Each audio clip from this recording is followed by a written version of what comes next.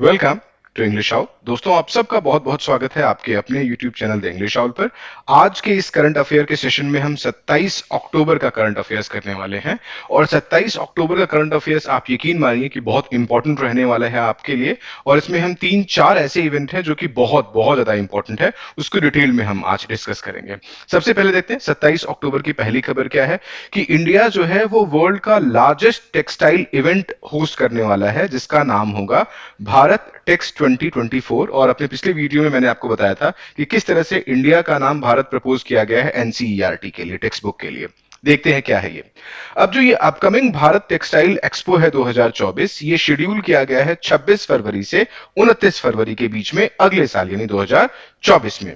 कहता है बहुत फेमस होगा, बहुत बढ़िया होगा, और ये एक ग्राउंड ब्रेकिंग इवेंट होगा जो कि इंडिया का पोजीशन और स्ट्रेंथन करेगा ग्लोबल टेक्सटाइल इंडस्ट्री के लिए। और जो यूनियन मिनिस्टर हैं पीयूष गोयल, उन्होंने बताया हुआ है कि ये जो एक मील का पत्थर साबित होगा जो टेक्सटाइल पावर हाउस इंडिया को बनाने में, ये कहीं ना कहीं एक मील का पत्थर होने वाला है। देखते हैं, ये कहा गया है, आपने देखा होगा, मैंने बताया कि जो भारत टेक्सटाइल एक्सपो 2024 है, ये अपने तरह का लार्जेस्ट टेक्सटाइल फेयर है पूरी दुनिया में। बट किस मायने में ये लार्जेस्ट है? ये एग्जीबिशन एरिया के मामले में सबसे बड़ा टेक्सटाइल एक्सपो रहने वाला है।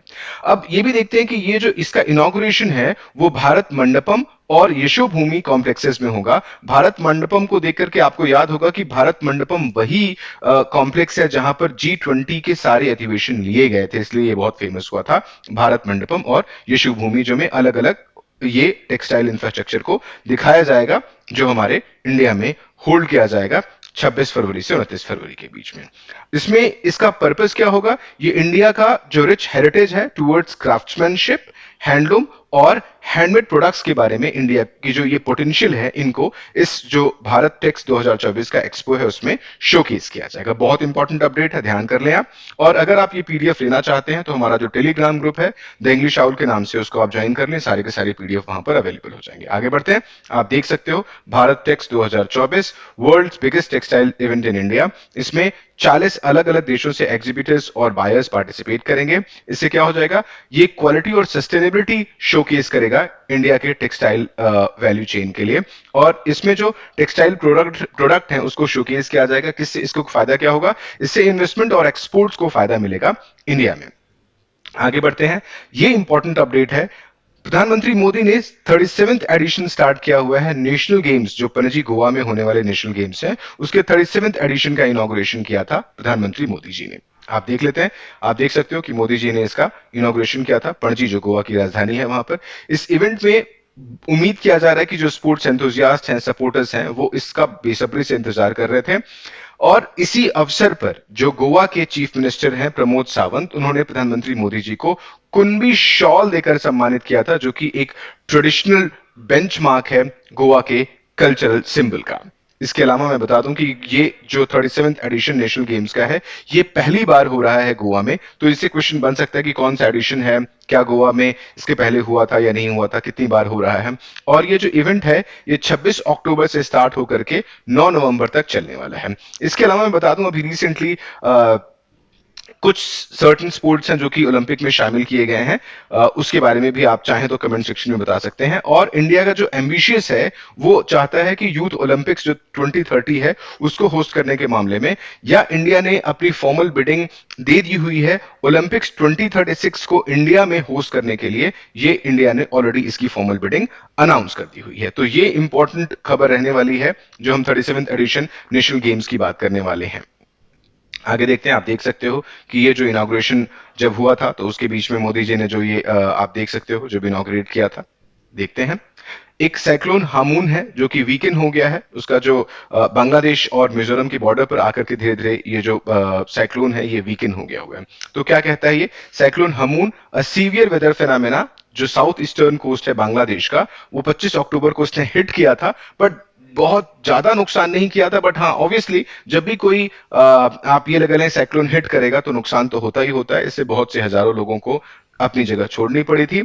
और ये एक्चुअली बे ऑफ बंगाल यानी बंगाल की खाड़ी से ये ओरिजिन हुआ था। और इस बारे में भी कई बार क्वेश्चन किया जा रहा है कि ऐसा क्यों है कि बहुत रेगुलर इंटरवल पर लगातार उस बंगाल की खाड़ी के आसपास कई सारे स्टॉर्म्स या साइक्लोन्स आ रहे हैं। अब मेट्रोलॉजिकल डिपार्टमेंट में इसको बहुत बारीकी से मेजर कर रहा है, यानी इंडिया मेट्रोलॉजिकल डिपार्टमेंट, कई बार इसका फुल फॉर्म आ जाता है, ये बहुत बारीकी से इसको मेजर कर रहा है। और ये भी कहा जा रहा है कि इसका जो इंप्रेशन है धीरे धीरे वीकन हो जाएगा और धीरे धीरे फिर ये आने वाले घंटों में ये खत्म हो जाएगा।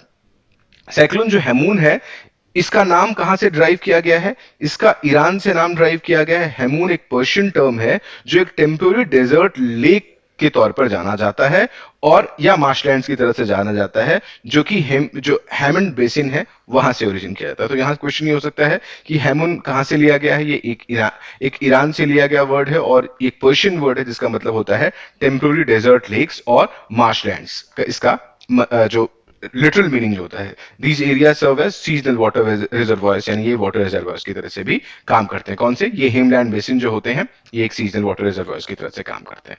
थर्ड है, इंपॉर्टेंट अपडेट है कि इंडिया ने जो फिनटेक यूनिकॉर्न्स हैं उसकी रैंकिंग में थर्ड पोजीशन आया। अब पहले आज समझते हैं कि फिनकॉर्न्स क्या होते हैं।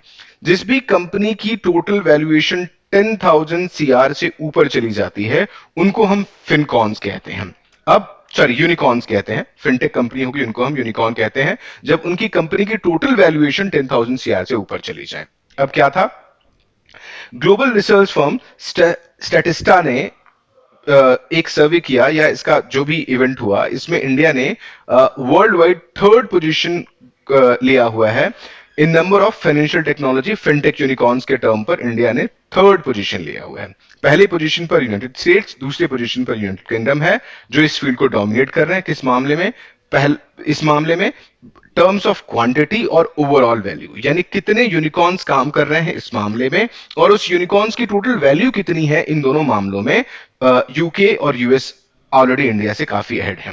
2023 की अगर बात करें तो इंडिया ने थर्ड पोजीशन हायर किया क्योंकि ग्लोबल फिनटेक स्पेस में टोटल 17 यूनिकॉर्न्स हैं जो काम करते हैं, यानी 17 यूनिकॉर्न के साथ इंडिया तीसरे पोजीशन पर है। यह इंडिया के लिए एक सिग्निफिकेंट अचीवमेंट है जो कि को यानी स्ट्रेस करता है कंट्री के growing influence in terms of finance और टेक्नोलॉजी के केस में। अब आपने जीरोधा का नाम भी सुना होगा, बिल्डेस का नाम सुना होगा, पेटीएम बहुत फेमस है। अभी रिसेंटली पेटीएम ने लगभग 32% का ग्रो रजिस्टर किया हुआ है और अपना डेट का जो मार्जिन है वो धीरे धीरे बहुत कम कर रहा है पेटीएम। इसके अलावा और भी बहुत सी कंपनी है। अब आपको चैट में बताना है वो कौन कौन सी फेमस कंपनी है फिनटेक की जो शेयर मार्केट के फील्ड में काम करती हैं और वो यूनिकॉर्न भी हैं। अगला देखते हैं। वेस्ट बंगाल के एक बड़े फेमस टीचर हैं जिनका नाम है दीप नारायण नायक। वो ग्लोबल टीचर प्राइज में 2023 में उनको अवार्ड मिला हुआ है। दीप नारायण नायक एक्चुअली वेस्ट बंगाल से हैं और उनको जो टॉप 10 फाइनलिस्ट हैं उनमें से सिलेक्ट किया गया और प्रेस्टिजियस ग्लोबल टीचर अवार्ड उनको दिया गया। इस जो ये अवार्ड है ये यूके बेस्ड एक वाकी फाउंडेशन है उसके थ्रू दिया जाता है। इसका कोलैबोरेशन यूनेस्को के साथ भी है और दुबई केयर्स करके एक यूएई बेस्ड फिलैंथ्रोपिक ऑर्गेनाइजेशन है। जो भी एजुकेटर्स अक्रॉस ग्लोब एजुकेशन के फील्ड में अच्छा काम करते हैं उनको हम ग्लोबल टीचर, उनको हम यानी उनको ये जो ऑर्गेनाइजेशन है उनको ग्लोबल टीचर प्राइज के अवार्ड देती है उनको। दीप नारायण नायक का जो सिलेक्शन है वो उनका एक्सेप्शनल डेडिकेशन दिखाता है इन टर्म्स ऑफ एजुकेशन और कोविड पैंडेमिक में उनके जो इनोवेटिव टीचिंग मेथड से या अनवेवरिंग कमिटमेंट था इससे बहुत से बच्चों की जिंदगी पे पॉजिटिव इंपैक्ट आया था और जो अंडर प्रिविलेज सेक्शन के जो बच्चे हैं उनके लिए भी उन्होंने काफी अच्छा काम किया था जिसकी वजह से उनको ग्लोबल टीचर प्राइज 2023 अवार्ड किया गया। आप देख सकते हो ये दीप नारायण नाइक हैं जिनको ये अवार्ड दिया गया हुआ है। आगे देखते हैं अमूल मजूमदार। अमूल मजूमदार ये हैं अभी वर्ल्ड कप 2023 में ये बड़े फेमस कमेंटेटर हैं, हिंदी में कमेंट्री करते हैं ये। इनको क्या किया गया? अमूल मजूमदार जो फॉर्मर इंडियन बैट्समैन थे, मुंबई की तरफ से खेलते थे, उनको हेड कोच बनाया गया है इंडिया विमेन नेशनल टीम का। ये डिसीजन किसने लिया? Board of control for cricket in India यानी बीसीसीआई ने इंटरव्यू करने के बाद उनको, ये 3 मेंबर की कमेटी ने इंटरव्यू करने के बाद उनका नाम ये फाइनलाइज किया हुआ है। आगे देखते हैं।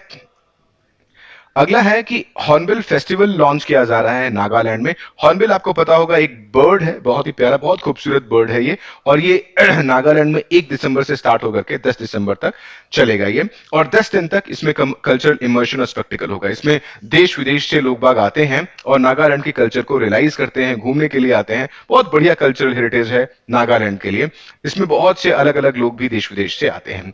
और आपको लग भी रहा होगा जैसे कि मैंने बताया कि जो एक हॉर्नबिल है वो एक बर्ड का नाम है। ऐसा क्यों है कि इस कल्चरल फेस्ट का नाम हॉर्नबिल के नाम से है? तो नागा कल्चर में हॉर्नबिल जो बर्ड है उसका बहुत सिग्निफिकेंस है। हॉर्नबिल को बहुत सम्मान के साथ, बहुत इज्जत के साथ जाना जाता है नागा ट्राइब के बीच में। और इस जो हॉर्नबिल बर्ड है एक सिंबल ऑफ इंटीग्रिटी और ट्रेडिशन माना जाता है। और ये जो हॉर्नबिल फेस्टिवल है ये इसी बर्ड को ट्रिब्यूट दिया जाता है, या जो कल्चरल एम्बॉडीमेंट है नागा कल्चर में उसको सम्मान देने के लिए भी इस फेस्ट का ऑर्गेनाइज किया जाता है। अब देखते हैं, सेंटर ने एक dark patterns buster hackathon 2023 launch किया हुआ है आईआईटी बीएचयू के तरह से। और जो भी ई कॉमर्स में मैल प्रैक्टिसेस चल रहे हैं या डिसेप्टिव प्रैक्टिसेस चल रहे हैं उनको दूर करने के लिए एक अवेयरनेस कैंपेन चलाया जा रहा है। कौन चला रहा है? ये department of consumer affairs India में पार्टनरशिप आईआईटी बीएचयू के साथ लॉन्च किया गया है डार्क पैटर्न्स बस्टर हैकाथन 2023। क्या पर्पस है देखते हैं। इसका मतलब क्या है? एक कलेक्टिव पावर डेवलप करने के लिए, कटिंग एज सॉल्यूशन करने के लिए, प्रोटेक्ट करने के लिए जो भी कंज्यूमर्स हैं उनको डिसेप्टिव या जो मैल प्रैक्टिसेस हैं ई कॉमर्स के फील्ड में उनसे बचाने के लिए dark patterns in e commerce platform develop किया जा रहा है। इसका प्राइमरी गोल क्या है? कंज्यूमर्स को प्रोटेक्ट करना, जो भी various forms of unfair trade practices हैं उनसे कंज्यूमर्स को बचाना एक उनका मेन पर्पस है। इस हैकाथन का एग्जिस्टिंग जो 10 आइडेंटिफाइड डार्क पैटर्न्स हैं, इसके अलावा 3 और पैटर्न हैं जैसे रोग मैलवेयर,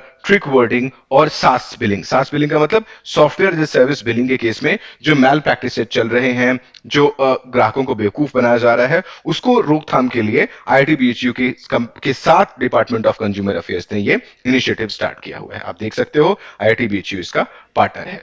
तो आज के इस करंट अफेयर के सेशन में इतना ही। ये सारा का सारा पीडीएफ आपको आपके अपने Telegram channel the English all पर मिल जाएगा, वहां से आप डाउनलोड कर सकते हैं। किसी भी डाउट के केस में आप कमेंट सेक्शन में जाकर के कमेंट कर सकते हैं। और प्लीज इस वीडियो को लाइक जरूर करें और चैनल को सब्सक्राइब जरूर करें। Thank you so much.